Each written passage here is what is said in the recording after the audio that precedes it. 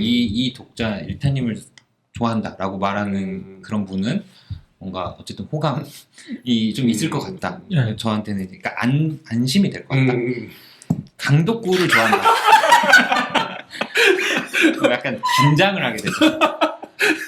안녕하세요. 워크룸프레스 읽었다 치고 비평가 특집 2부입니다. 문학평론가 강보원, 미술비평가 이연숙, 영화비평가 강덕구님 모시고 진행합니다. 저는 편집자 이동희입니다. 1부에서는 책 이야기를 했습니다. 2부는 비평 이야기를 본격적으로 해볼까 합니다. 2부를 저 혼자 비평가들의 프로레슬링이라고 기획해보았습니다. 프로레슬링 보세요? 보시죠? 전 프로레슬링 가짜여서 안 봅니다. 그렇군요. 프로레슬링의 특징은 일단 뚜렷한 가상의 캐릭터들을 가지고 있는 플레이어들이 등장합니다. 그리고 과장되게 싸우죠. 이거 다 과장이죠. 하지만 전체적으로 생각해보면 모든 플레이어들이 협업하고 있습니다. 그렇게 과장된 싸움이 가미된 상호 협력적인 대화를 해보면 좋겠다고 생각했습니다. 제가 여러 가지 질문을 할 텐데 그 질문을 자신에 대해서만 적용하기보다 옆에 앉아 계신 나머지 분들에 대해서도 적용해 보시고 그 생각까지 함께 들려주시면 좋겠습니다. 나는 이럴 것 같은데 저 사람은 이럴 것 같다. 이 사람은 이럴 것 같다. 이런 식으로. 왜냐면 이렇게 개성 강하고 서로 매우 다른 세 비평가가 서로에 대해 손가락질을 주고받을 때, 그러니까 손가락질이라고 하면 비난은 아니고 약간 지시를 주고받을 때 비평의 지평 혹은 신의 윤곽이 잘 드러나리라고 생각하기 때문입니다. 첫 번째 질문입니다. 강보원 작가님이 북토크에서 말씀하신 건데 좋은 시를 쓰는 것만큼이나 이게 시다라고 말하는 것도 어렵다고 말씀하신 적이 있어요. 이걸 비평으로 옮겨와서 세 분께 비평의 정의와 규정을 여쭈어봅니다. 그리고 요즘 그런 비평을 어디서 주로 읽으시는지도 궁금합니다. 먼저 보원님부터. 저는 근데 사실 비평이라는 거에 대해서는 규정이나 이런 거에 대해서 크게 생각을 안 해본 게 뭔가 막 시나 소설을처럼 막 규정이 뭔지가 중요한 장르는 아니잖아요, 비평은. 그래서 그냥 일반적으로 뭐 작품에 대해 얘기하거나 작품이 속한 어떤 장에 대해 얘기하거나 이런 것들 보면 그냥 자연스럽게 비평이라고 생각을 하는 거 말고는 이 부분에 대해서는 별로 이렇게 알겠습니다. 할 말 없다. 책에 적혀 있었는데 비평이 뭔지에 대해서. 그랬어요? 비평가는 입법가다. 맞아. 네, 그냥 뭐 쓰면 되지, 작품에 대해 쓰면 되지라고 말씀하셨는데 예를 들어서 신춘문예 같은 거 쓸 때 약간 갖춰야 하는 어떤 무게감 같은 게 있잖아요. 그쵸. 막 날려서 쓰면 안 되잖아요. 그냥 블로그에서 일기 쓰듯이 쓰면 안 되잖아요. 그쵸. 그거는 든든하기 위한 조건 아니에요, 그냥? 그거를 근데 지키신 분이니까. 그쵸. 그때는 규정을 뭐라고 생각하고 진행하셨나요? 그러니까 이제 그런 거는 그런 거죠. 남들이 하는 대로 하는 거죠. 그러니까 TPO. TPO.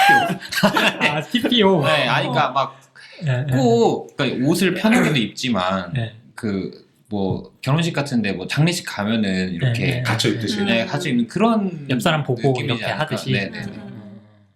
알겠습니다. 뭐 넘겨드리겠습니다.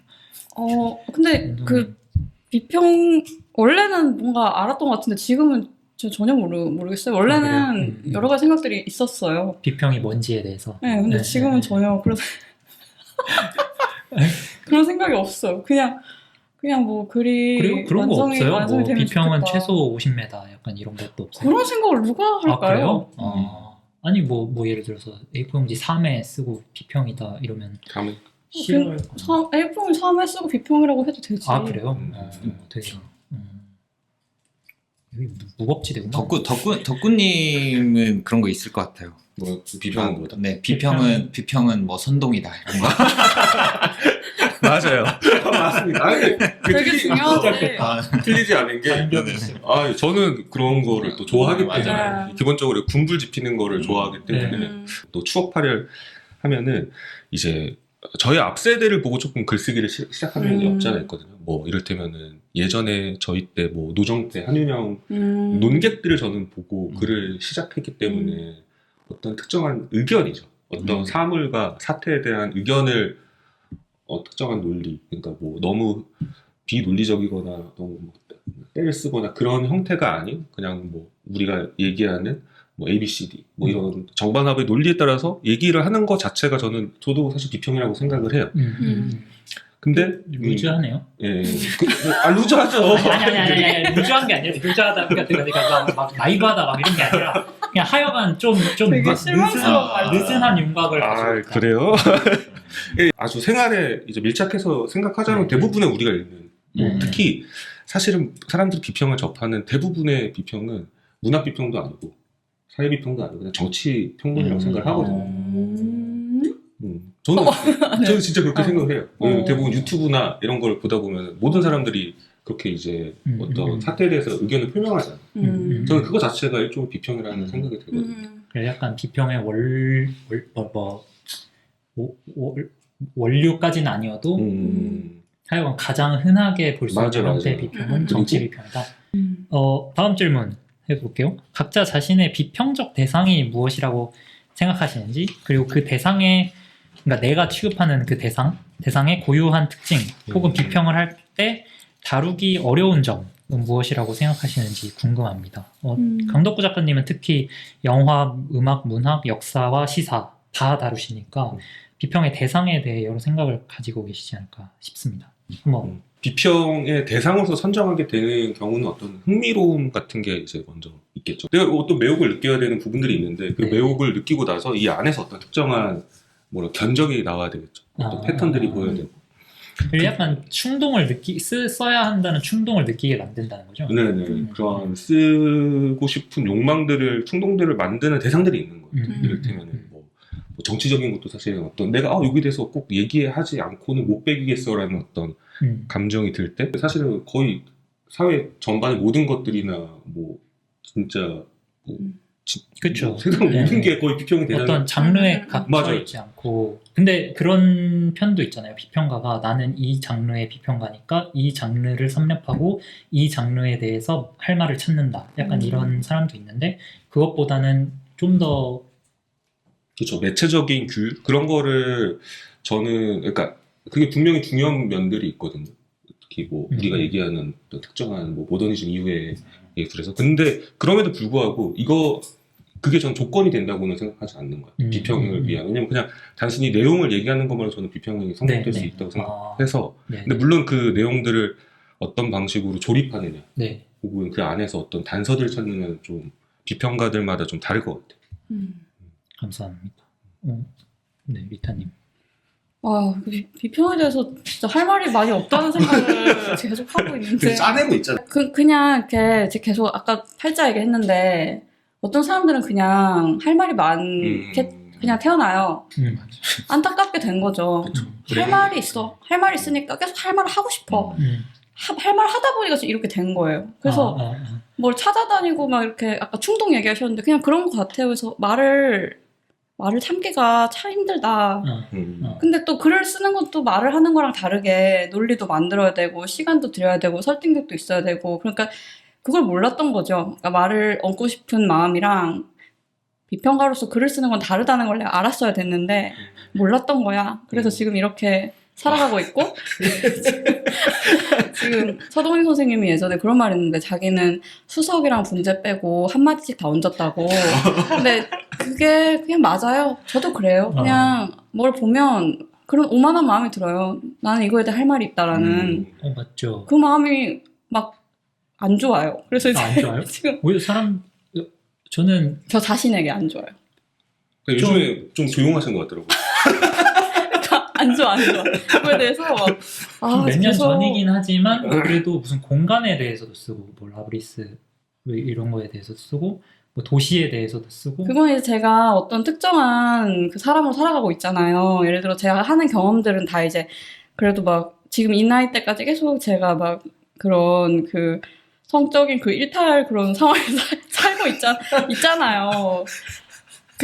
이런 상황에서 그 주류적인 이야기들이 있는데 내가 하는 생각들은 늘 좀 그거 아닌 얘기들이니까 나는 내 얘기도 또 있지만 또 오만하게 또 그런 생각 또 하는 거야. 막 나랑 비슷한 사람들이 내 얘기로 어떤 대표성 내가 하는 이야기로 어떤 뭔가 재현되거나 그러지 않을까 이런 약간의 그런 책임감과 막 그런 이걸 뿌리 뽑을 수가 없는 거예요. 이 뿌리 뽑을 수 없는 책임감을 가지고 감사합니다.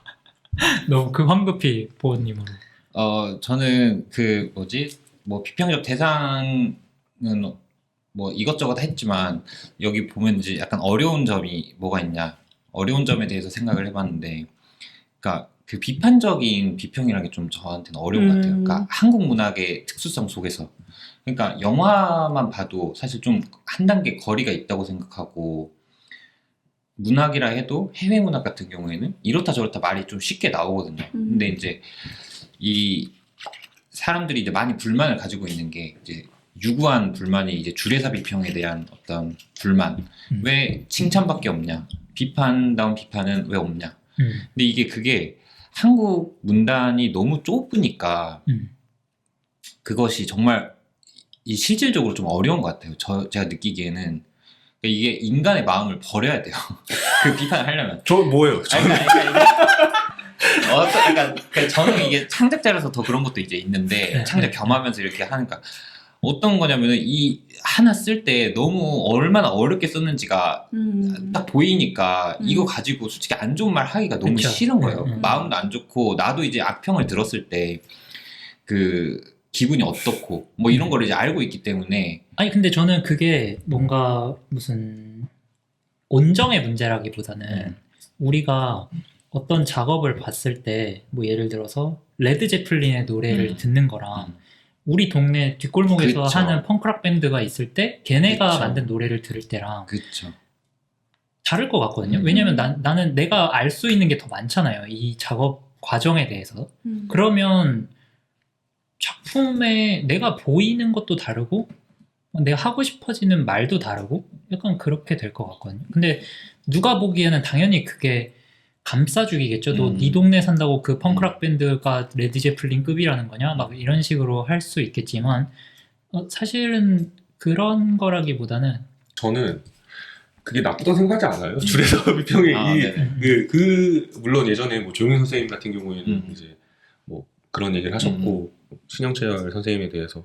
근데 저는 요즘에 느끼는 게 전 특히 2부가 한편으로는 좀 약간 울림이 있었거든요. 왜냐면은 저도 보호님을 이제 독자로서 계속 읽으면서 계속 따라갔었잖아요. 이 책의 2부 말이죠. 네, 이 책의 2부. 근데 이 책의 2부가 어떻게 보면 자기랑 절친한 사람들이나 뭐 알고 있는 사람들에 대한 어떤 헌사일 수도 있으니까 거기서 오는 좀 울림이 있더라고요. 근데 저도 지금보다 어렸을 때는 강보은 영혼 팔았네 막 이랬을 수도 있지만은 지금은 이거 자체가 갖고 있는 어떤 의미, 그 안에서 장 안에서 누군가에게 어떻게 보면은 초대장을 보내거나 또 이 얘기에 대해서 어떻게 환대해주는 이 행위 자체도 되게 좀 아름답게 볼 때가 있더라고요.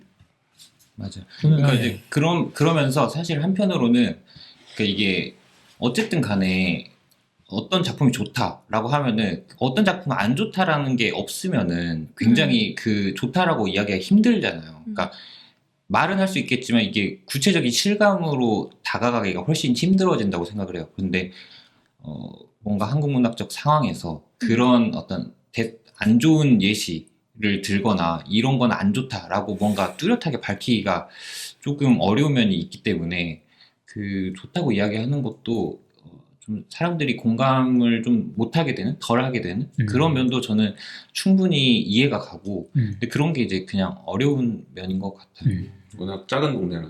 그렇죠. 그러니까 이게 하려면 하는데 아까 조용일 선생님 얘기도 나왔지만 스트레스가 이게 사람인 이상 스트레스를 받을 수밖에 없어요. 그러니까 내 한 달이 건너면 아는 사람한테 모진 말을 한다는 것이 근데 이게 비평가들끼리는 괜찮아요. 그러니까 사실 비판을 안 한다 하지만 딱 창작에 한해서만 그런 거지, 비평가들끼리는 싸우기도 많이 싸우고 험한 말도 많이 하고, 근데 이제 사람들이 관심이 없어서 모르는 거죠. 그냥 우리 집에서나 비호감되는 약간 그런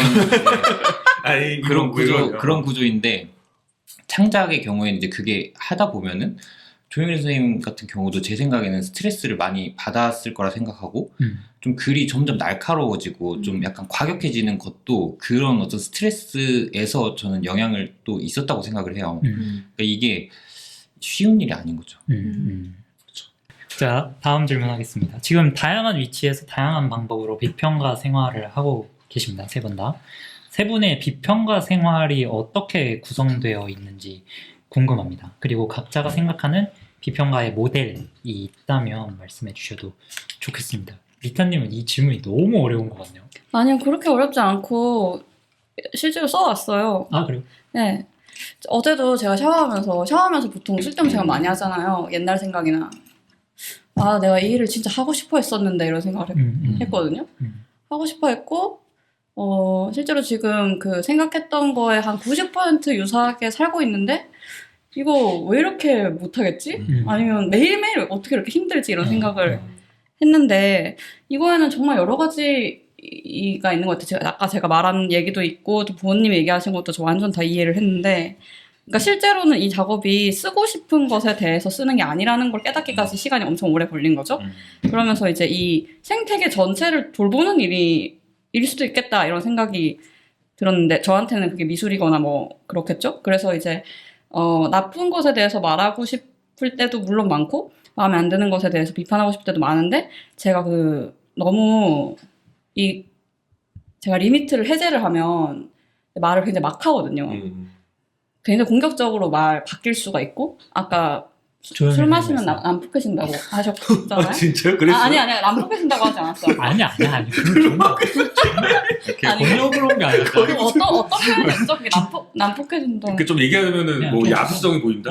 야수성을 술 마시면이라는 말은 나는 한 적. 맞아. 그냥 저는 지금 그 얘기를 하려는 게 전혀 아니고 예시를 들려고 한 건데 그런 것처럼 조용일 선생님 말씀하신 줄 알고 약간- 진짜 풀고 있습니다. 약간 저도 그렇게 과격해질 때 과격해지는 말도 굉장히 많이 하는데 네. 어떤 의미에서 글쓰기 전반이 이런 자기 수련의 과정이라서 네. 이 중간 지점을 찾는 것도 나는 배워야 되고 좋은 거에 대해서 좋다고 금방 말하지 않는 거, 네. 나쁜 거에 대해서 나쁘다고 지적하지 않는 것도 배워야 되고 또 이제 원래는 하고 싶은 말을 표현하는 게 내가 하고 싶었던 일이었는데 그게 아니라 이걸 내 일로 삼는다는 거는 그 충동을 조절하는 일이라는 걸 그쵸. 배우게 되는 과정이었던 거죠.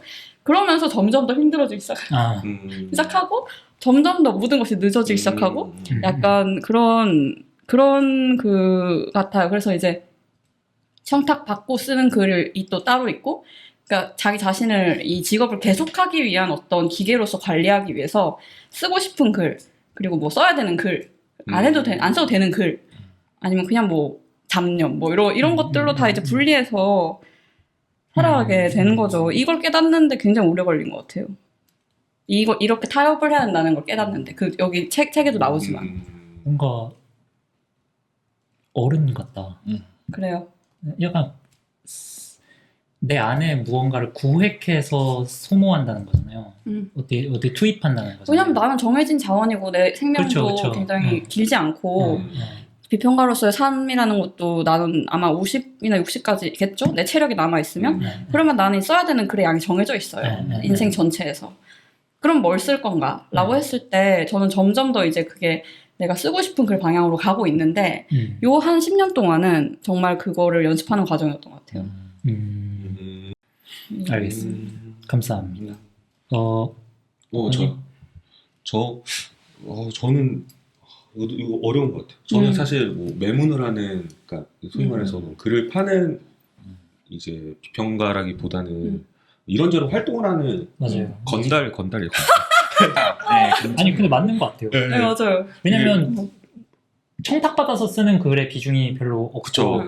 오히려 제가 볼 때 덕구님이 쓰는 대부분의 글은 뭐 글이라고 할 수는 있을지 모르겠지만 회랑에서 하는 발제 같은 거 그게 지금 덕구님 작업의 대부분을 차지하고 있는 거예요. 물론 이제 그런 것 같아요. 곤조라는 게 비평가로서의 곤조를 저는 그걸 굳이 부릴 필요가 없다고 생각하지만은 그런 순간들이 있었던 것 같아요. 그리고 순간들을 저는 저의 스스로 약간 지키려고 했던 부분이 있는 것 같거든요. 그러니까 저는 약간 그게 좀 안 되는 것 같아요. 말하는 어떤 그 내면의 구획을 짓거나. 근데 제가 오히려 조금 나이 들어서 생각하는 지점은 그 생태계라는 점은 저는 진짜 비평가로서 좀 동의가 되는 것 같아요. 그러니까 제가 이 문화? 생태계랑 좀 연관이 되어 있다는 거예요. 나이가 들어가면 갈수록 나도 이 안에 이제 일원이고 이 안에서 내가 할 수 있는 건 뭘까? 제가 생각했을 때는 균형 감각인 것 같아요. 저는 비평가가 갖고 있는 제일 중요한 덕목 중에 하나라고 생각을 하거든요.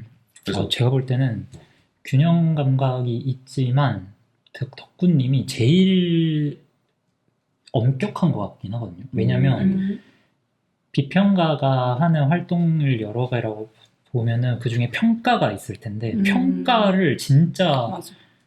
엄청 휘두르는 사람인 것 같아요. 약간 뭐 동료 작가에 비해서 혹은 예술사적인 선배에 비해서 어떤지 뭐 그게 꼭 작품일 필요도 없고 그냥 어떤 말, 행동, 글까지 모두 다 덕구님의 어떤 평가의 레이더에 다 들어와 있다는 게 엄청 근데 저는 되게 그게 역사가적인 면이 있다고 생각했어요. 맞아요. 그 어떤 인물들을 늘 이렇게 비교하고 싸움 붙이는 그리고 정전을 약간 이제 찾는 사람? 이제 이 시대의 정전은 뭐가 될까? 약간 이거를 계속 책임감을 갖고 찾는 사람. 왜냐면 그것이 우리가 남길 수 있는 유일한 좋은 것이니까. 약간 이런 시대 정신 같은 게 있는 것 같아요. 그래서 최근에 이제 뭐 돌아가신 임재철 선생님이 계신데 그 선생님한테 예전에 막 고다르에 대해서 여쭤본 적이 있어요. 영화 감독. 뭐 궁금한 거예요. 이제 고다르가 마오주의를 막 숭상한 거잖아요. 근데 상식적으로 제 의견으로는 뭐 한국에 마오주의자들이 있는지 모르겠지만은 가당치 않은 생각. 그러니까 그 생각을 도대체 나는 왜 도대체 이걸 따르는지가 이해 안 가서 물어봤었거든요. 임재철 선생한테. 뭐 고다르가 왜 마오주의를 숭배했을까? 그러니까 그거는 의도적인 선택이었다. 이 어떤 전체적인 생태계를 위해서 누군가가 어떤 의견을 내세우면 일부러라도 역배를 거는 행위가 필요하다는 거라고 생각하거든요. 근데 저는 전반적으로 스스로가 갖고 있는 어떤 균형 감각, 구획을 나누는 것도 중요하지만은 내가 어디서 이 씬 전체에서 이 생태계 전체에서 어떤 균형 감각을 만들어낼 수 있는지 근데 그게 저한테 되게 균형을 만들기 위해서는 어쨌든 맞아요. 제가 극단적인 위치를 폭발이 작게나마 필요할 수도 있으니까. 다크나이트다 이거. 비평계 다크나이트. 아니 그게 뭐 제가 사명이 있다기보다는 사명이 있다기보다는 제 마음은 이런 사람이 좀 필요하면 재밌다. 단순히 어떤 재미의 요소가 큰 거. 그래서 그런 군불지픽이라고 말씀도 하시지만 그런 것도 하셨잖아요. 뭐지? 선배 평론가들에게 편지. 뭐였죠? 맞아요. 질식자의 편지 같은. 질식자의 편지. 그래서 마테리얼이랑 그때 같이 진행을 했었고 그걸로 인해서 저도 뭐 개인적으로 미움을 받은 게 사적으로도 그렇고. 근데 하여간 그게 굉장히 좀 큰 그림을 보는 거라는 거죠. 그냥 단순히 그것이 그럼요. 주는 자극만 추구하는 게 전혀 아니고. 그런 거라기보다는 물론 자극을 추구하는 그게 있겠지만은 어쨌든 제가 이걸 왜 하냐는 거를 되돌아봤을 때 이 안에서 뭔가 전 주류와 비주류를 나누는 건 좀 뭐 어떤 사람도 불쾌한 일일 수도 있지만 그 안에서 균형을 맞추는 일이 좀 필요하다고 생각하거든요. 감사합니다. 보아님도. 네, 근데 완전 공감이 가는 게, 그러니까 덕구님 글을 그렇게 볼 때 그 확실히 그런 점이 느껴지는 것 같아요. 그러니까 평가 같은 것도 아까 말했듯이 좀 저 같은 경우에는 그거를 뭐 완전히 자유롭게 글을 쓸 수 있는 형편이라거나 뭐 그런 어떤 식의 글을 쓰게 되진 않으니까 이제 덕구님이 이제 뭔가 어떤 과감하게 평가를 할 때 그냥 그런 거 자체가 좀 주는 즐거움 같은 게 비평적인 즐거움 같은 게 확실히 있고 또 뭔가 막 이렇게 마구잡이로 아까 이제 막 휘두른다 이렇게 하셨는데 그러면서도 사실 그것이 가능한 거는 저도 이를테면 외국 작품에 대해서는 나도 평가를 할 수가 있을 텐데 그게 좀 잘 안 되는 이유는 좀 제가 지식이 좀 짧아서 그렇거든요. 그러니까 비교를 하려면 이 역사를 알고 흐름을 알고 그래야 이제 그 안에서 이제 비교가 되는 건데 그 덕구님이 뭔가 평가를 할 때는 항상 그런 역사적인 흐름 속에서 뭔가 평가를 하니까 이게 뭐 몇 년대 어떤 영화의 흐름 속에서 뭐 있던 거에 뭐 반복이라든지 아니면은 이것의 뭐 반발이라든지 이런 식으로 이제 할 때 그것에 좀 즐거움이 또 있고 맞아요. 막 그런 식의 저는 즐거웠이 네. 맞아. 진짜 뭐 이것은 쓰레기다. 제가 즐거워. 가끔 하잖아요. 그때는 제가 뭔가 슬플 때 그런가 봐요. 이게 좋다면 나를 팔로우를 차단해라. 진짜. 그거 너무 좋아. 근데 보시는구나. 어쨌든 제가 느끼기에도 근데 그런 좀 가연성이 있는 사람인 것 같아요. 제가. 그래서 뭐 이렇게 근데 비호감이 된 거죠.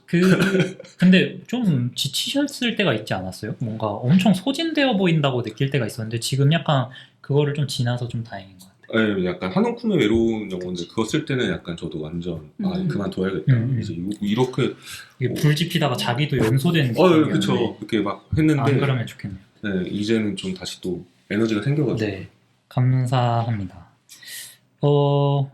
다음 질문은 좋은 비평에 관한 건데요. 좋은 비평의 기준이 있으신지 궁금합니다. 이런 기준을 선언적으로 수립해 두시지 않을 수 있겠지만 굳이 한번 생각해 봐 주시면 좋겠고, 그 반대로 나쁜 비평에 대해서 말씀해 주셔도 좋겠습니다. 사례를 말씀해 주셔도 참 좋겠습니다. 보원님부터.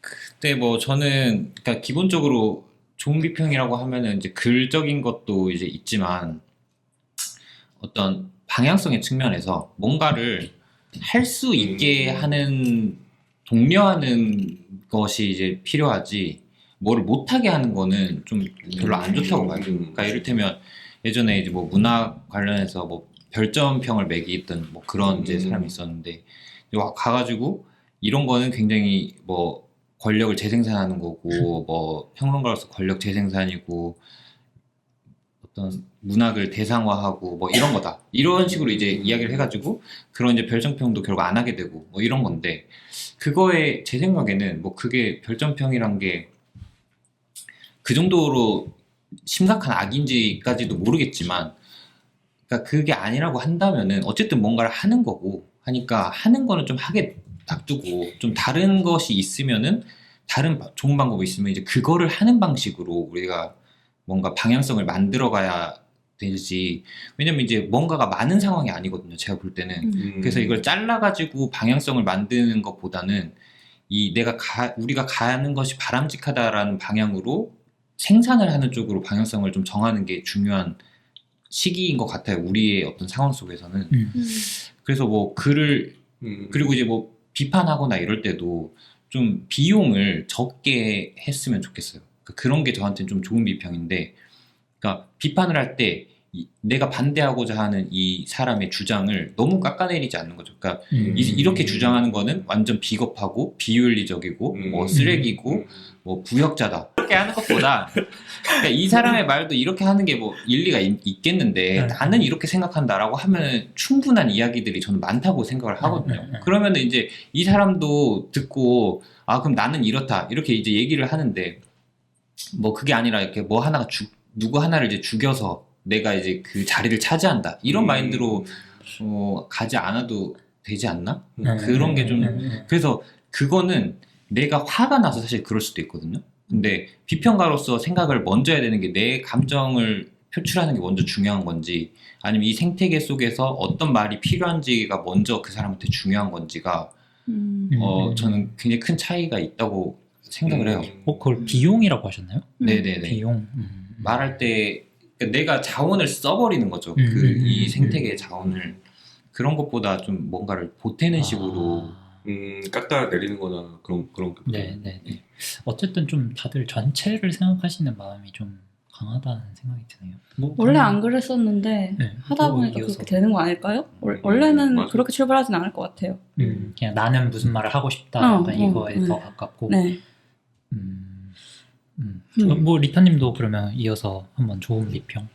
진짜 힘든 질문이었는데 그 진격의 거인에 보면 제가 좋아하는 대사 중에 그 애니랑 아르민이 하는 대화가 있는데 거기서 이제 애니가 뭔가 그렇게 애니가 뭔가 거기서 악당처럼 이제 나와요. 근데 자기가 이제 아르민한테 나는 좋은 사람이야 나쁜 사람이야 이렇게 물어보는데 나한테 이렇게 하니까 너는 좋은 사람이다. 그러니까 그 기준이 그냥 나인 거죠. 나한테 이렇게 하면 애니는 좋은 사람이고 나한테 저렇게 하면 애니는 나쁜 사람이고 이렇게 이제 말하는데 그냥 좋다 나쁘다의 기준은 저는 그걸 엄청 축소했을 때는 결국 그냥 제 취향밖에 안 남아서 내가 읽었을 때 재밌고 내가 읽었을 때 어떻게 기능하고 내가 읽었을 때 내가 어떤 방향으로 바뀌면 그건 나한테 좋은 비평인 거고 나쁜 비평이라고 하는 건 저한테 아무 감흥을 주지 않는 비평이겠죠?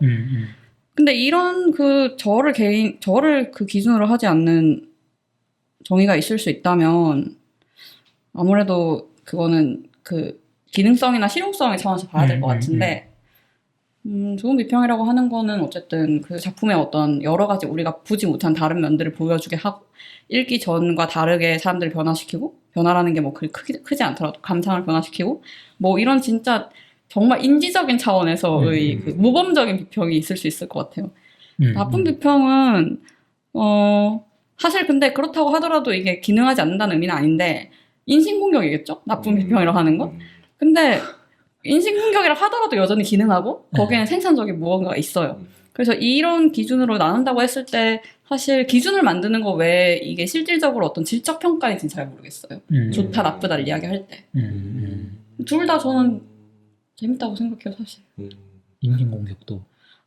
그거는 그냥 제가 흥미본위로 생각할 때가 너무 많아서 충분히 재밌기만 하다면 인신공격도 좋은 비평이다. 나쁘다는 의미에서. 저도 완전 그렇게 생각해요. 네.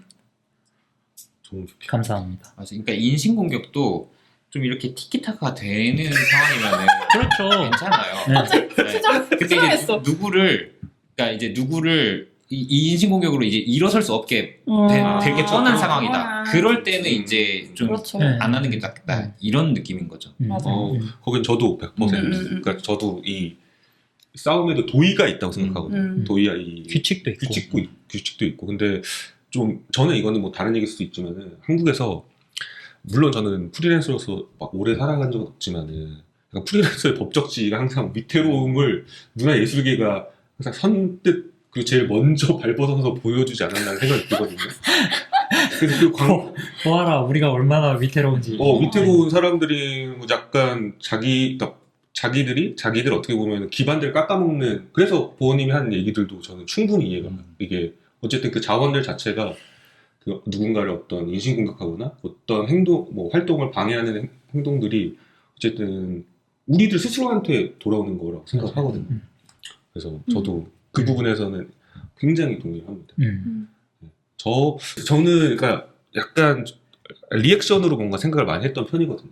그리고 이런 누군가에 대해서 싫어하는 마음으로 뭔가를 오랫동안 생각을 해왔던 것 같아요. 이를테면 뭐 A에 대해서 누가 얘기하면 존나 싫다 진짜. 나 이게 진짜 너무 존나 싫다. 이게 이 사람이 하는 얘기들이 너무 싫다. 저는 같은 논객들의 시대에서 자랐고 그 사람들 글을 읽거나 혹은 거기에 대한 감정들을 느끼면서 자랐던 세대였기 때문에 이 사람들 글에 대한 반발심이 좀 있었죠.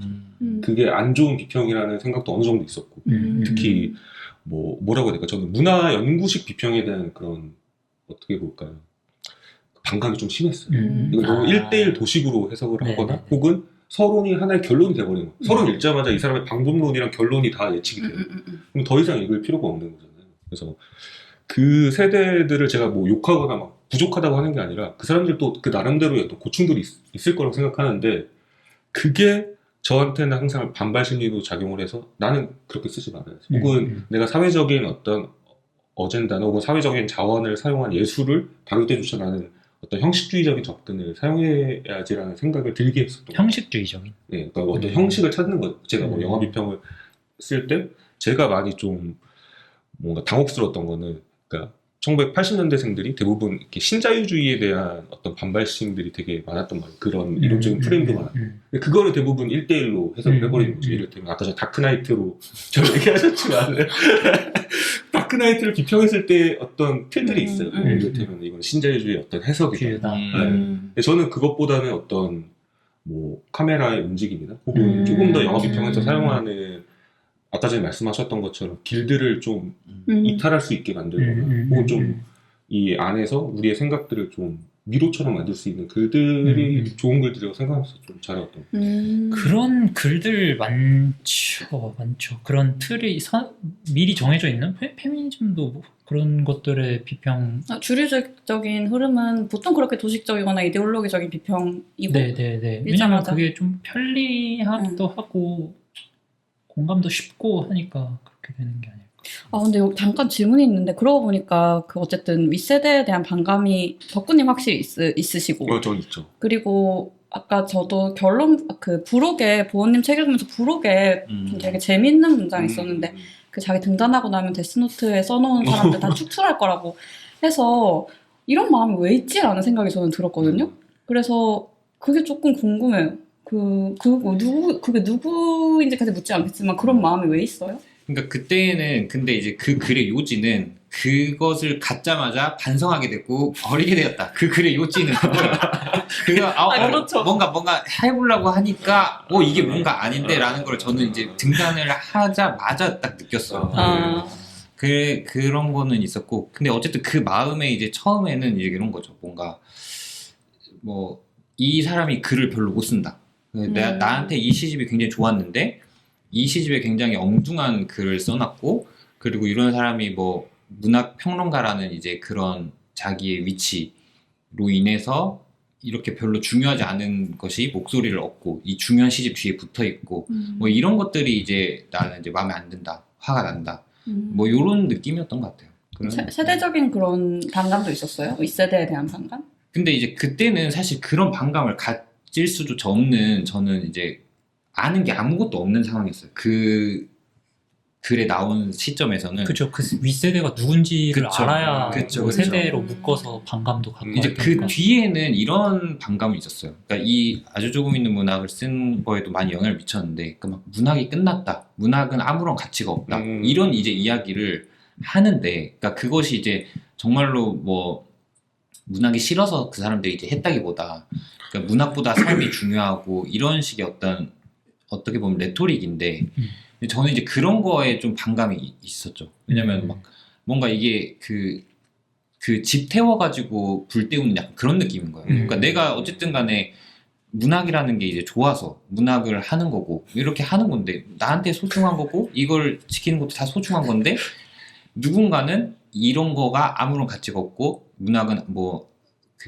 텅 비어 있는 거고 어떻게 보면은 삶이 훨씬 중요한 거고 이거는 아주 일부일 뿐이고, 그럼 다 일부지, 일부인데 일부일 뿐이다라고 하면 막 아무것도 아닌 것처럼 이제 되잖아요. 그러니까 그러면은 그런 식으로 해서 그 사람은 자원을 얻어. 그 사람은 이제 이 사람은 문학이라는 아주 거의 휘둘리지 않는 문학을 삶의 일부로 두고 사람을 먼저 생각하고 이렇게 멋있는 사람이야. 이런 사람이 문학을 해야지. 막 이렇게 되는데 근데 그러면은 그 사람은 이제 그 집을 계속 태우는 거예요, 뭔가. 저는 이제 그렇게 느꼈어요. 잠깐 따뜻한데. 그래서 우리 먹고는 살아야 되지 않냐. 어쨌든 소중한 사람이 이게 좋아서 모인 건데 왜 이거를 그렇게 얘기하는 거지? 그런 생각을 해요. 감사합니다. 너무 다들 말하기 힘들어하실 줄 알았는데 너무 좋은 얘기를 많이 해주셔서 감사합니다.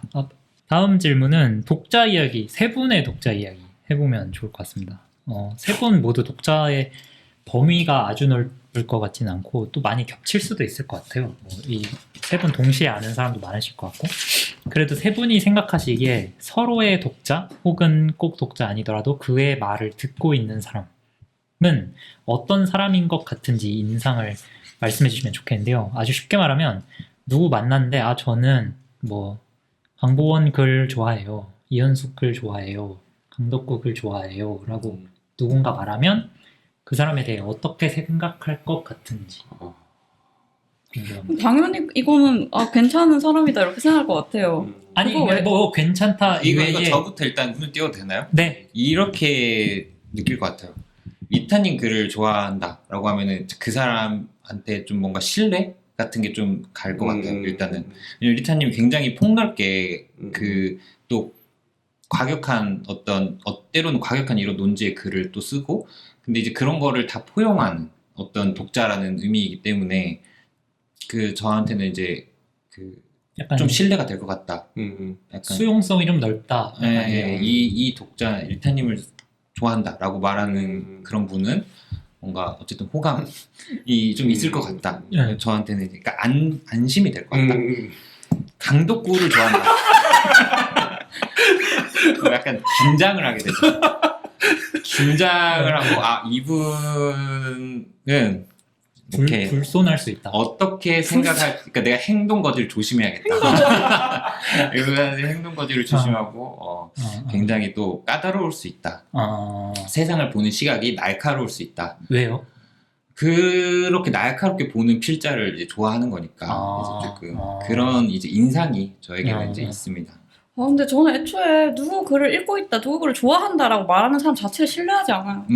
아, 그런 그래요? 말을 나한테 안 했으면 좋겠어. 아, 그래요? 그냥 이렇게 말하는 이유가 뭐지? 약간 그냥 실제로 뭘 읽고 있는 걸까? 그렇게 말하는 그 과정에서 일어나는 일이 뭐지? 그러니까 나는 강덕구 글을 좋아해요. 나는 강범 글을 좋아요라고 말을 하면서 일어나는 네. 게 뭐지? 그냥 피해가네. 네.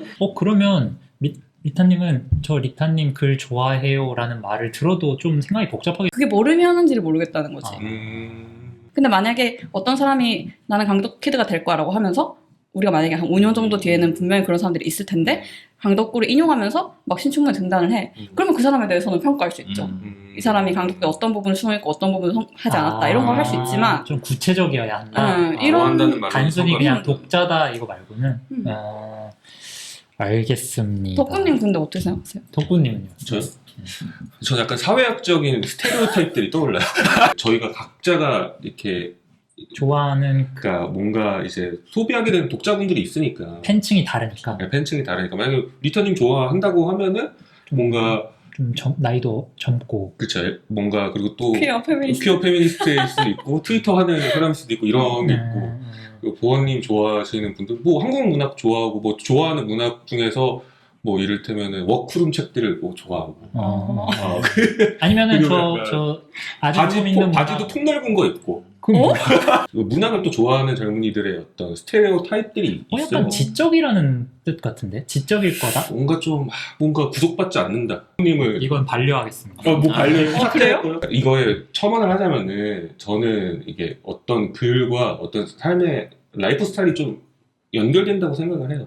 그리고 제 글들을 읽는 사람들 중에서도 좀 다르긴 하죠. 날카로운 면들을 좋아하는 사람도 있고 또 어떻게 보면은 제가 그래서 항상 좀 뭐 누군가를 비판하거나 그런 얘기보다도 좀 제 자신의 좀 고통을 얘기하는 순간들도 많다고 맞아요. 네, 그거를 또 좋아하는 사람들이 있고 근데 이게 또 갈려요. 어떻게 보면은 뭐 제 영화 비평이나 제도 비평에서 그런 것들 좋아하시는 분들 보면 또 남성들이 많고 또 뭐 제가 갖고 있는 어떤 고통이나 이런 것들에 대해서 그러니까 그것들 좀 드러내는 글들은 조금 더 이제 뭐 리타님 글들 읽는 사람들이랑 겹칠 수도 있겠죠. 근데 보원님 글 읽는 분들은 되게 제가 볼 때 좋은 사람들.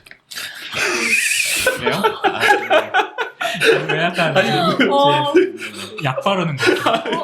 아니 진짜로. 알겠습니다. 네. 저로 넘어갈게요. 제가 저로 넘어가면 세 분에 대한 공통된 인상인데 세 분의 독자는 만약에 세 분을 잘 읽었다고 하면 세 분의 독자는 어딘가에서 실수가 크게 벌어질 걸 걱정하는 사람. 이거 철학적이에요? 너무 철학적인 거 아니에요? 아니 내가 살다가 큰 실수를 왠지 할 것 같은 예감을 가진 사람일 것 같아. 아 불안이 있다? 불안이 있다. 불안. 나는 나락에 갈 불안이 있다. 나라고 그렇게까지 어디까지 가는 거야? 약간 그런 아, 느낌이 있어요. 뭘 왜냐면 잘하시겠어요? 다 다른 이유로 그런 추락에 대한 엄청 조심스러운 접근이 있거든요. 좀 다르긴 맞아요, 한데 맞아요. 세 분이 다르긴 한데 하여간 음. 그런 사람이지 않을까? 이런 선입견이 좀 있어요. 근데 뭐 독자로서도 이제 그렇지만 그런 불안이 전혀 없는 사람은 조금 사람으로서도 약간 문제적이죠. 좀 이게 잘 섞일 수 있을 것 같지가 않네요. 뭔가. 그렇네요. 좋네요. 좋은. 네. 뭐가 좋아요? 아니 그러면 그런 불안이 있는 사람이 여러분을 찾아오면 잘 찾아온 거라고. 안 찾았으면 좋겠어. 넘어가겠습니다. 감사합니다. 세 분은 어떤 의미에서 거친 글을 쓰시는 분들 같아요. 호불호가 좀 갈리고 안티가 있을 수도 있겠다는 이야기입니다. 자신의 적에 대한 생각을 들려주시면 좋겠습니다. 적과 대화해본 경험에 대해 이야기해 주셔도 좋겠습니다. 왠지 많으실 것 같아요. 저요? 네네네. 근데 저를 싫어하는 사람들은 굉장히 제가 볼 때는 많았었던 거예요. DC 인사이드 같은 데서 이름도 자주 거론이 되고 그러니까 저는 그런 사람들과 또 저는 충분히 대할 수 있거든요. 이를테면은 누가 저를 인신공격해요. 뭐 강덕구는 쓰레기다. 뭐 강덕구는 글 하나 못 쓴 사람이다. 그래서 거기에 그렇게 상처를 받는 타입은 아니고 오히려 저는 거기에 되게 수용적이에요. 이를테면은 전 그렇게 저를 공격하거나 비판하는 사람들이랑도 추후에 친해지거나 혹은 얘기를 자주 해서 뭐 오히려 조금 더 합의점을 찾아가는 부분들이 있었다는 생각이 들고 그래서 저는 개별적인 사람에 대한 적의는 별로 없는 것 같아요. 그리고 오히려 저는 좀 존중이 있거든요. 그러니까 제가 이전에 뭐 비판했던 비평가들이라든지 이런 선생님들에 대해서도 저는 한편으로는 엄청난 존중심이 그쵸. 있어요. 근데 제가 느끼는 적은 이제 이렇게 한마디 하겠습니다. 한국의 문화다. 아, 오늘 왜 이렇게 무리하는 거야? 이건 농담 네. 반 진담 반인데 아니 전 요즘에 그런 걸 느낄 때가 있는 것 같아요. 어떤 사람들이 활동을 할 때 뭐 그걸 방해한다는 행위든지 어떤 발언에 제약을 둔다든지 이런 것들이 되게 압력으로 작용하는 경우들을 저는 많이 경험했었던 것 같거든요. 네. 그리고 뭐 페미니즘에 관련해서도 뭐 저는 이걸 비판적으로 생각하지 않거든요. 요즘에는 좀 생각들이 좀 달라진 부분도 있고. 근데 한편으로는 저는 이제 16년도 때를 조금 어떻게 이걸 내가 재해석해야 될지 이때 기억들을 이때 어떤 압력들을 이게 추후적으로 계속 반복되는 일들이잖아요. 네. 근데 이게 저는 좀 비평가로서도 좀 많은 스스로도 책임감을 느끼게 되는 거예요. 제가 누군가를 비판했을 때는 누군가의 활동을 뭐 끊어버리거나 이 사람을 뭐 삭제하거나 이런 의도가 전혀 없거든요. 오히려 저는 어떤 면에서는 생태계 균형 감각을 위한 행위들이라고 생각하고 제가 뭔가 네임 드로핑을 하는 상대들은 다 그 정도의 어떤 덩치와 규모와 사이즈가 있는 사람들이라고 생각을 해요. 근데 맷집이 있는 사람. 네, 그쵸. 근데 이거를 제가 이자의 만화가님도 뭔가 다시 불러서 이제 이 담론장 안으로 끌고 와서 한번 얘기를 하고 싶었던 거는 그런 거였던 것 같아요. 이 10년간의 문화가 어떻게 이제 물론 좋은 점도 있었고 나쁜 점도 있었지만 우리가 이걸 반드시 평가하고 이 안에서 좀 반성해야 될 부분 반성해야 된다는 생각이 좀 항상 들더라고요. 요즘의 제적은 그래서 네. 한국의 문화. 감사합니다. 또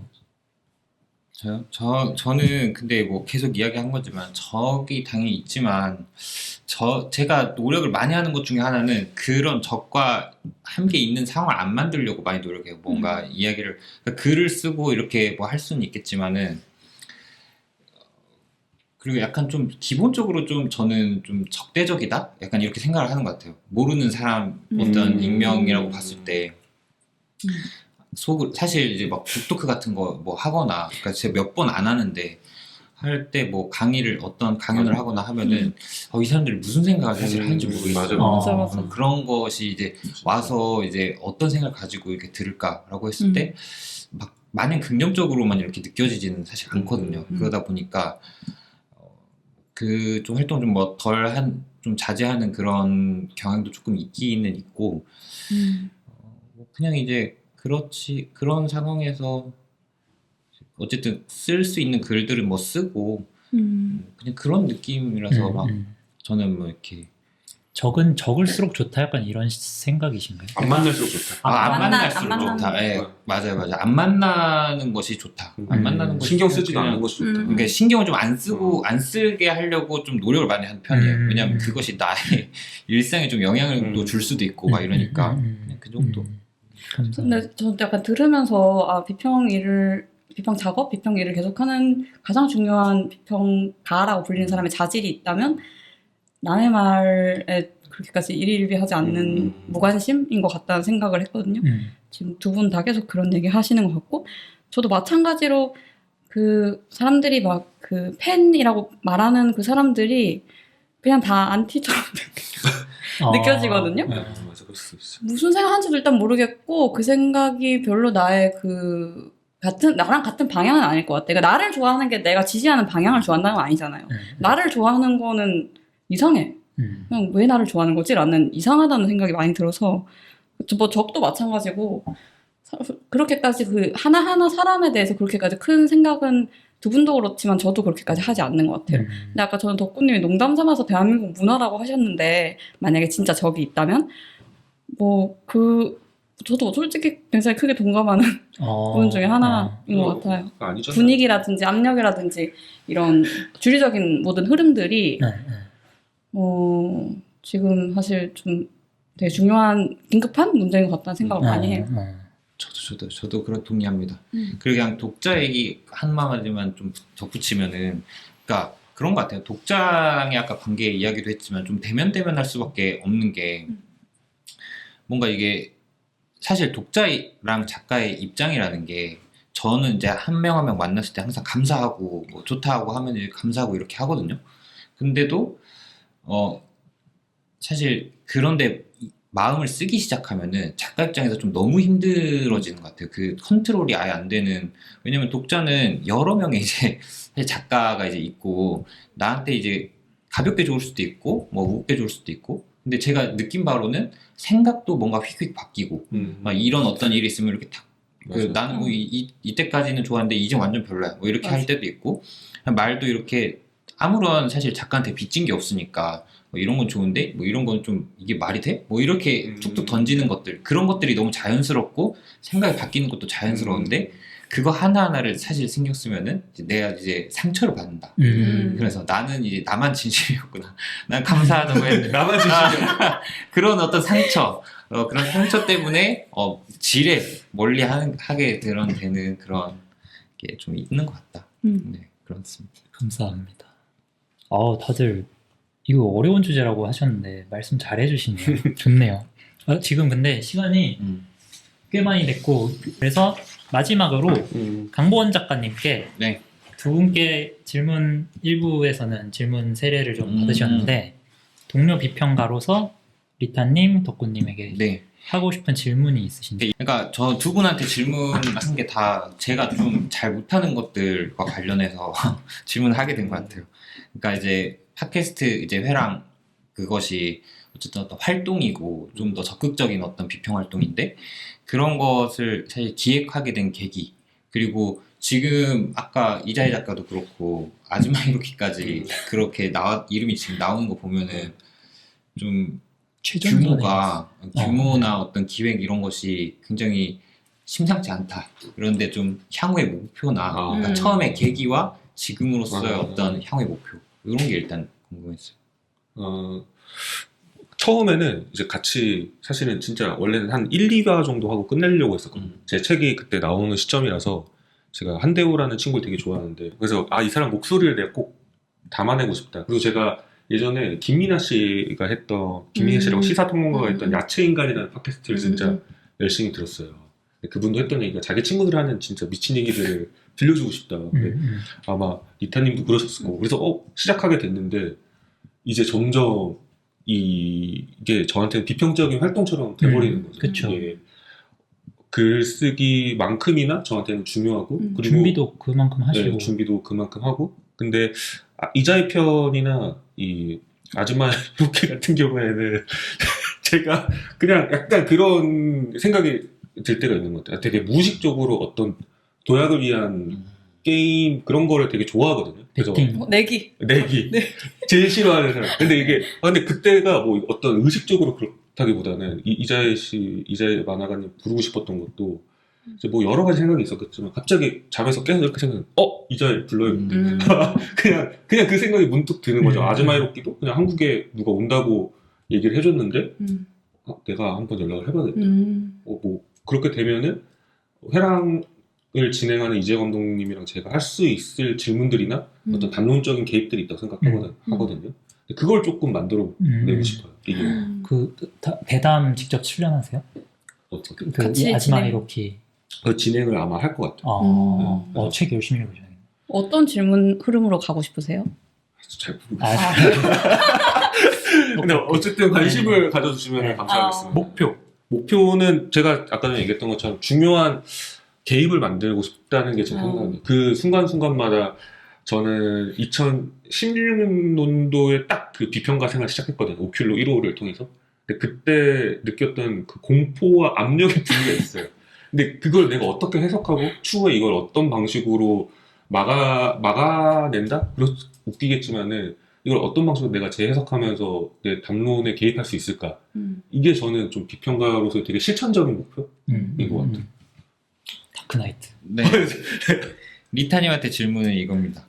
그러니까 현장의 작가들과 교류가 확실히 많고, 근데 이제 그것이 비평의 가장 좀 중요한 원동력 중에 하나라고도 뭔가 말씀하셨던 것 같아서 좀 그런 교류 속에서 이제 느껴지는 어떤 기쁨과 슬픔에 대해서 그러니까 마냥 좋지만은 않을 것 같은데 또 그거를 그만둘 수 없게 하는 그런 요소들이 있을 것 같아서 사실 저는 그렇게 많이 교류를 뭔가 저보다 훨씬 폭넓게 한다는 인상이라서 폭넓게 하고 싶은 마음은 사실 거의 없거든요. 그래가지고 그런 것이 좀 궁금했어요.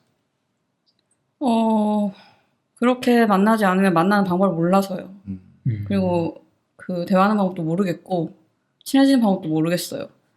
그리고 퀴어 페미니스트라는 이름으로 다른 그 퀴어 페미니스트랑 만나는 거 엄청 좋거든요. 그런 그 연결이 이상하지 않은 방식으로 되려면은 비평하는 수밖에 없다. 그 엄청난 불능의 감각이 있고 일단 내가 어떤 존재가 되고 싶은데 방법을 모르겠다라는 불능의 감각에서 유일하게 가능한 지금 먹히는 거가 지금 비평이고 제가 비평가라서 작가들한테 만나자고 하면 작가들을 만나줍니다. 엄청 좋다고 생각해요. 근데 슬픔은 뭐냐면 아무래도 뭐 인간관계 슬픔이라보다 그냥 힘들어요. 그냥 힘들죠. 그 사람들과 관계 맺는 일 어쨌든 비평이 매개라고 하더라도 관계는 관계니까 힘들고 납득이 안 되는 걸 납득하려고 노력해야 되는 것도 힘들고 뭐 그런 것 같아요. 근데 저는 문학 비평가들은 작가들 안 만난다고 하길래 그게 놀랐습니다. 사실. 근데 엄청 공감이 많이 되네요. 왜냐면 저도 뭐 최근에 이런저런 생각을 하면서 사실 우리가 관계라는 걸 이제 맺는데 뭐 우정도 중요하지만 어쨌든 사회적 관계가 그러니까 매일 보는 그러니까 일로서 보는 관계가 엄청 중요하다라는 생각을 좀 했어요. 왜냐면 볼 이유가 있으니까 그 사람들을 만나서 부담이 굉장히 적잖아요. 그러니까 친구끼리 만나면 일단 뭔 얘기를 해야 되지? 약간 뭐 카페에서 만난다고 하면 뭐 그거를 뭐 매일 보자고 할 수도 없고 그런데 일로 만나면 그런 것들이 좀 해결이 되면서 사람을 계속 만날 수 있으니까 그런 게 좀 굉장히 중요하다 이렇게 생각을 한 적이 있는데 이타님이 약간 그 관계 자체를 위해서 뭔가 그 관계가 가능한 직업적인 어떤 전선을 만드는 것이 굉장히 발상이 뭔가 전환이고 재밌다 약간 이런 생각이 드네요. 그러면 반대로 부모님도 작가들을 만나는 게 힘들기 때문에 추상적인 논의를 하는 면도 있나요? 꼭 그런 건 아닌데, 제가 이제 작가를 사실 만났을 때는, 아까 작가 입장에서 이제 독자를 만났을 때 뭐 좋아요라는 거에 대해서 얘기를 했지만, 저도 이제 독자 입장에서 이제 작가를 만나잖아요. 그러면은 완전 팬으로서 이렇게 어떤 작가를 만나면은 할 얘기가 없어요. 맞아. 너무 좋아요, 이렇게 너무 좋아했어요 하는데, 그거 말고는 바로 그 다음에 뭐 이러이러해서 좋았어요 라고 말하는 것도 너무 좀 약간 뭐 약간 억지로 한 것 같다 해야 되나? 좀 그 상황에 어울리지 않는다고 느껴진다 해야 되나? 그러니까 뭔가 그 뒤로 뭔가 말할 거리가 없는 거예요. 뭔가 약간 강아지가 된 것처럼. 그러니까 좋은데 걔네들이 어떻게 표현할지 뭐 하는 거랑 꼬리 흔드는 거 이런 거밖에 못하니까 막 몸을 막 이렇게 막 비틀잖아. 막 이렇게 너무 좋으면. 약간 그런 느낌으로 만났는데 좋아도 할 말이 없어. 그래서 몸을 비틀는 거야. 아니 그래서 그 만나고 돌아가면 기분이 안 좋아요. 뭔가 좀 그러니까 내가 좋은 거가 표현도 안 되고 좀 그랬네. 그냥 그런 것 때문에 좀 오히려 기분이 좀 약간 별로고. 근데 그 얘기를 왜 했죠? 아니 그러니까 그런 것 때문에 강아지 추상적인 논의를 하는 거죠. 근데 그런 건 아니다. 네네. 그런 건 아닌데 기본적으로 힘들긴 하다. 만났을 때 그 관계가 굉장히 어려운 거예요. 그래서 일로 만났을 때 진짜 편해요. 뭔가 낭독회 하면은 같이 뭐 아니면 내가 사회를 보고 이러면은 볼일 없는 사람을 보고 내가 이 작가를 좋아하는데 사회도 보니까 같이 뭔가 시간을 보내고 이런 것들이 좋다. 그런 거에 굉장히 공감이 많이 가네요. 감사합니다. 끝났습니다. 이제 한번 치고 아웃로 하겠습니다. 긴 시간 너무 고생해 주셔서 감사합니다. 아니 근데 그게 좀 마음에 걸리는데 김건희 평론가에 대한 그 리스펙이 있는데 너무 좀 너무 비판만 하는 것처럼? 본인 그래서요? 아니면 오늘 얘기해서요? 오늘 이야기해서. 언제요? 아까 했었어요. 1부에서 언급했었는데 제가 한번 보고 보여드려야 할 필요가 있겠다 싶으면 보여드릴게요. 아니 근데 안 보여주셔도 되는데 밀려도 돼요. 네네. 그냥 그 이야기를 할까 했었는데 생각이 진짜 이미 지나갔으니까. 긴 시간 수고해 주셔서 감사합니다. 대화에 참여해 주신 소감을 듣고 싶습니다. 먼저 부모님 오늘 주인공이었어요. 아니 이때 얘기하면 되겠네. 아. 나 이게 있는지 몰랐어요. 아, 그래요? 아, 그래요? 나 이게 있는지 몰랐어. 아, 그래. 나 이게 있는지 몰랐어. 네. 나 이게 있는지 몰랐어. 빨리 리스펙. 저 그 이야기하고 싶은 거는 김건영 평론가 이야기 일부에서 이제 했었는데, 아, 그래요? 네네네 잠깐 했었는데 좀 약간 사실 저는 김건영 평론가에 대해서 이제 리스펙이 있거든요. 그러니까 어떤 거냐면은 제가 뭔가 글을 썼는데 반응을 해준 사람이 거의 김건영 평론가 한 명이었어요. 그러니까 지금도 그렇고 아마 책 나오기 전 시점까지 아마 쭉 그랬을 텐데, 그래서 이제 그런 거에 응답을 받았던 게 저는 굉장히 또 좋았고, 그런 응답이 전반적으로 서로 없는 것이 저의 어떤 이 의욕을 많이 떨어뜨린 측면이기도 해가지고 그런 게 좀 반갑고, 그래서 그거에 대해서 이제 또 책에서 다루다 보면은 논의가 상대방 논의를 완전히 입체적으로 사실 다루지는 못하거든요. 약간 납작하게 그러니까 좀 평면화해서 다룬 그런 부분들이 있는데, 아무튼 저는 좋은 동료라고, 네. 소중한 동료라고 생각을 합니다. 알겠습니다. 소감 이제. 소감도 말씀해 주세요. 소감이요? 네, 소감은 그냥 저는 같이 일단 아까 얘기한 거랑 똑같아요. 리타님이랑 뭐 이렇게 덕구님이랑 사실 시간 내서 만나기 어려운데 아, 그쵸. 같이 이렇게 만나서 이야기를 하는 게 너무 좋네요. 너무 재밌고 빨리 디프리 가서 네. 맥주도 한잔하고. 네, 그러면 좋겠다. 좋습니다. 네, 감사합니다. 리타님. 저도 똑같이 사실 그 유튜브 촬영 자체가 좀 반감이 있고 네, 힘들어요. 네, 맞아요. 팟캐스트랑 다르단 말이죠. 맞아요. 네. 팟캐스트는 제가 또 익숙한 형식인데, 근데 이제 이 조합이라고 해서 할 수 있게 됐거든요. 아, 너무 감사합니다. 그래서 저도 너무 즐거운 시간 보냈습니다. 고맙습니다. 덕구님. 저도 이제 리빙 레전드들. 너무 놀리는 것 같아. 아니 근데 진짜 이거는 저도 말을 해야 될 게, 어쨌든 너무 사실은 탁월하다고 생각하는 비평가들이라고 생각을 하고 같이 얘기를 할 수 있어서, 특히 보은님 새로운 책들이 나와서 저는 되게, 제가 예전에 책 나왔을 때도 밥을 한번 많이 사주셨어요. 그래서 너무 감사드리고 여하간 네. 너무 즐거웠습니다. 저도 짧게 소감 말하면, 제가 아까 여러분의 공통적인 독자는 어떤 사람일 거다라고 말했는데 사실 그게 저예요. 그래요. 문제적이네요. 불안을 가진 사람으로서, 추락에 대한 불안을 가진 사람으로서 여러분을 사랑하는 그런 면이 있고, 앞으로도 멋진 작업으로 계속 볼 수 있었으면 좋겠습니다. 읽었다 치고 11화 1부와 2부는 비평가 특집이었습니다. 다음에 다른 책으로 다시 오겠습니다. 감사합니다. 와, 고생하셨어요. 고생하셨습니다.